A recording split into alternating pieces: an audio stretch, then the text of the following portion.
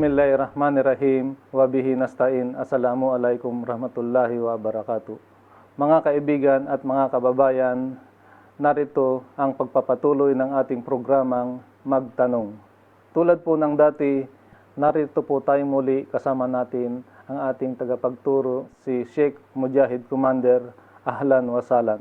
Ahlan. Bilang katanungan, ano ba ang hindi ka nais-nais sa pagtatanong?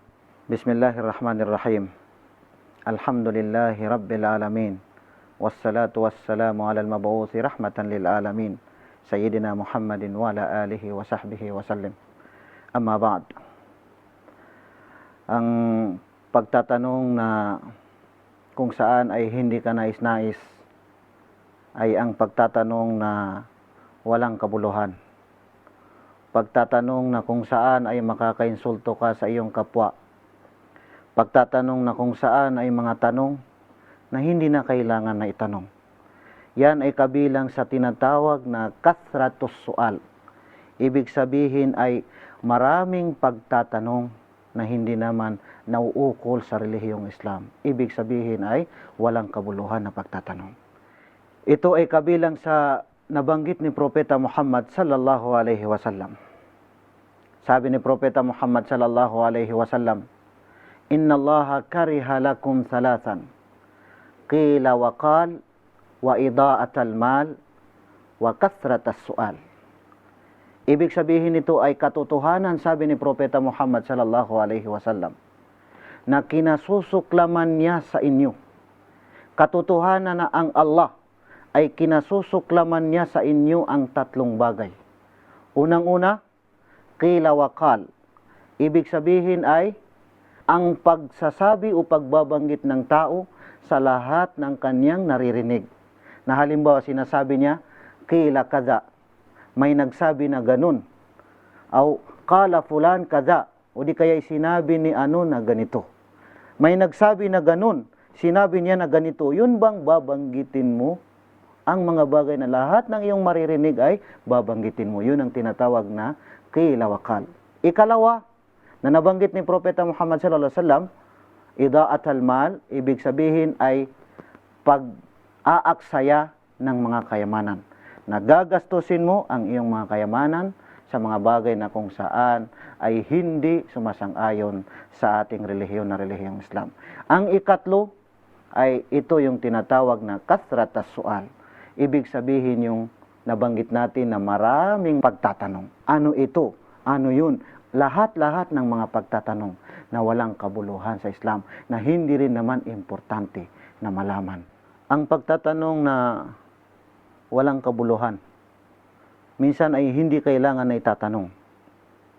Ito ay halimbawa ng pangyayari noong kapanahunan ni Yazid bin Abdurrahman, na may nakapagsalaysay sa kanyang mga kasamahan na sa panahon na sila ay nakaupo kasama si Yazid bin Abdurrahman, at mayroong dumating na sulat na galing sa isang hari para kay Yazid bin Abdurrahman.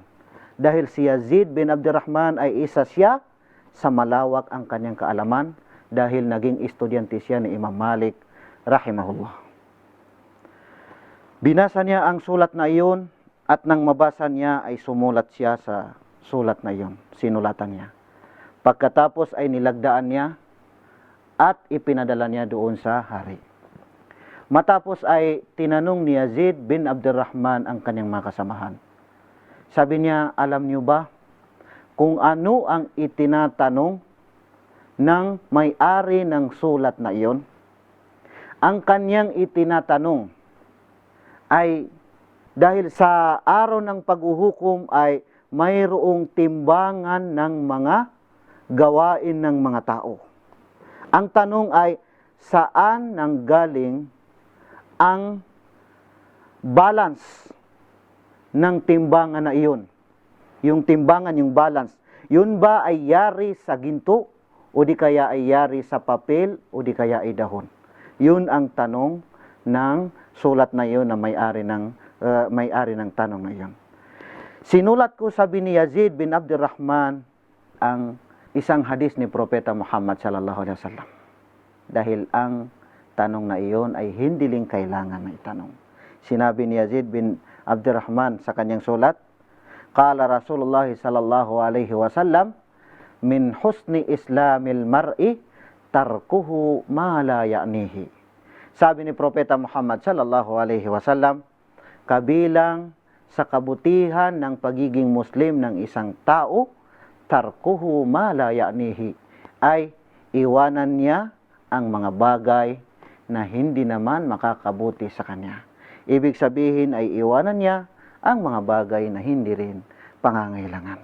Bilang karagdagan sa katanungan sa pagbabalik ng magtanong. Magtanong kay Sheikh Mujahid Gumander. Narito ang karagdagang katanungan.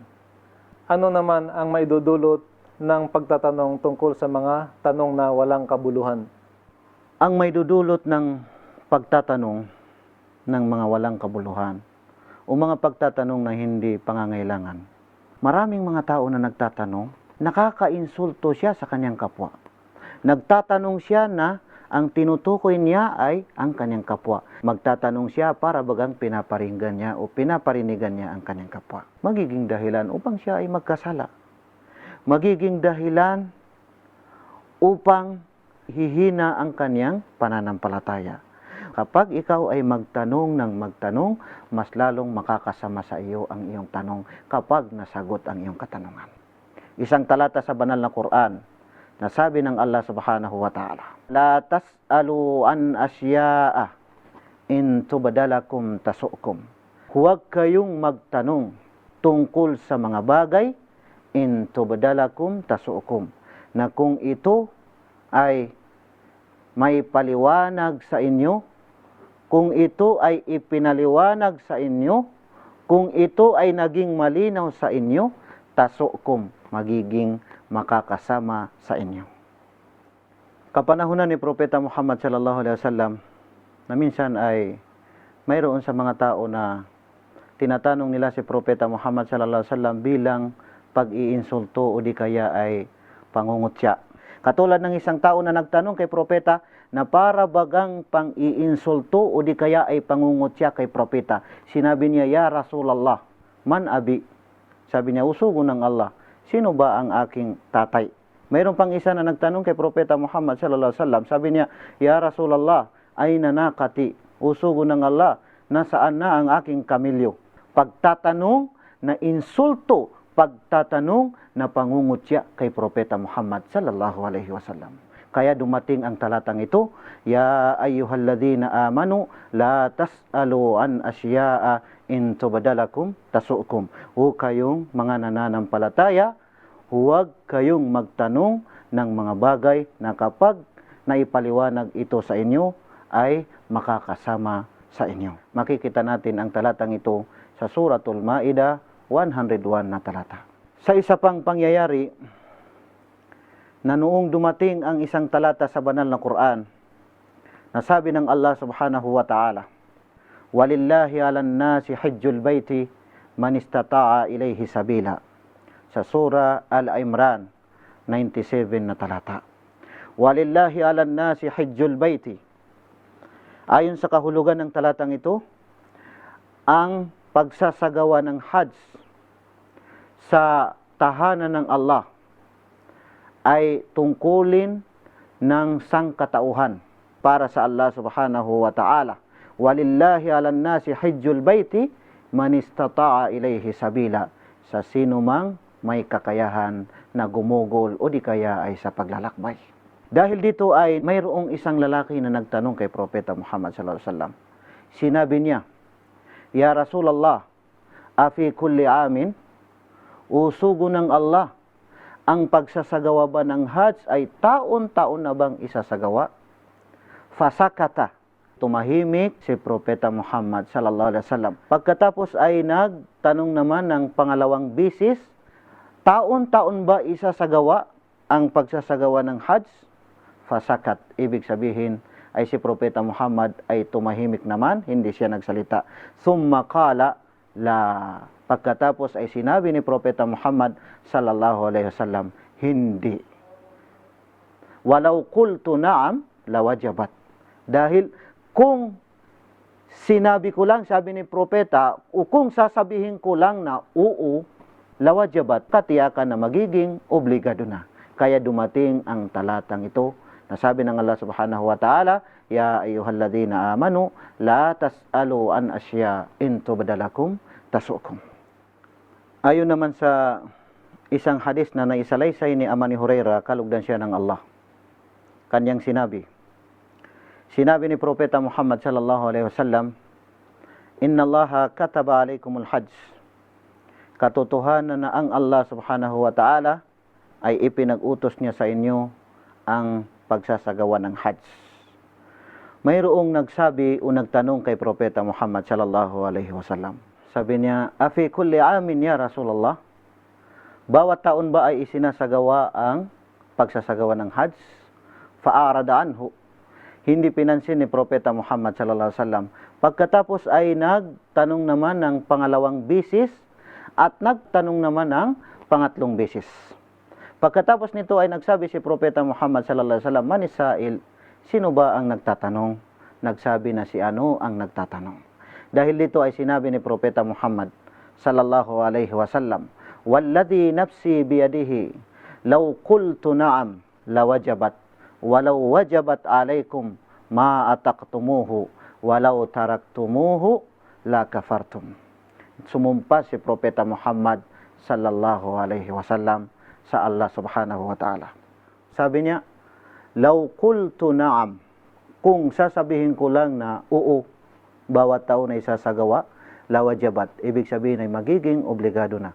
Walau wajabat alaikum ma ataqtumuhu, kung ito ay maging obligado sa inyo, ma ataqtumuhu, hindi ninyo kayang gawin.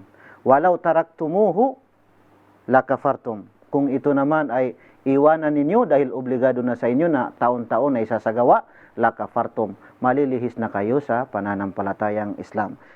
Huwag tayong magtanong ng mga tanong na walang kabuluhan.